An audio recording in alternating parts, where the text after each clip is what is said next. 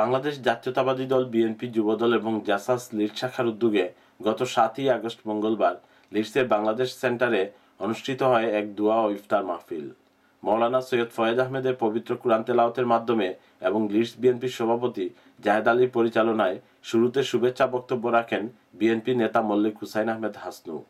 এছাড়াও বিএনপি যুবদল এবং জাসাস নেতৃবৃন্দের মধ্যে উপস্থিত ছিলেন জনাব আঙ্গুর মিয়া, সৈয়দ জহুরুল ইসলাম, মাসুদ আহমেদ, রফু মিয়া, শামসুজ্জামান, মল্লিক ওয়াহিদ, সৈয়দ জাবের, তুফায়েল আহমেদ, আবুল কালাম, আব্দুল জব্বার, দুলদুল রানা এবং শফি আহমেদ সহ অন্যান্য নেতৃবৃন্দ।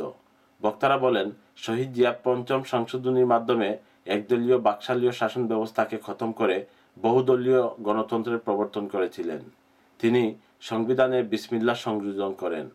ধর্মনিরপেক্ষতার পরিবর্তে আল্লাহর উপর অসীম বিশ্বাস ও আস্থা সকল ধর্মের।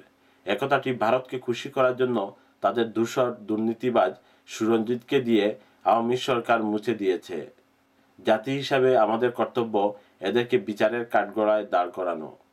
বক্তারা আরও বলেন, দেশ এখন দুর্নীতির স্বর্গরাজ্যে পরিণত হয়েছে।